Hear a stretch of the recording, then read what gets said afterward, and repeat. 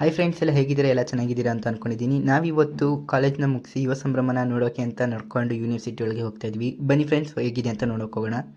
ನಾವಿವಾಗ ಯುವ ಸಂಭ್ರಮದ ಎಂಟ್ರೆನ್ಸ್ನಲ್ಲಿದ್ದೀವಿ ಫ್ರೆಂಡ್ಸ್. ನಾವು ಫ್ರೆಂಡ್ಸ್ ಈಗ ಒಳಗೆ ಎಂಟ್ರಿ ಆದಾಗ ನೋಡಿದಾಗ ಡ್ಯಾನ್ಸ್ ಶುರು ಆಗಿತ್ತು.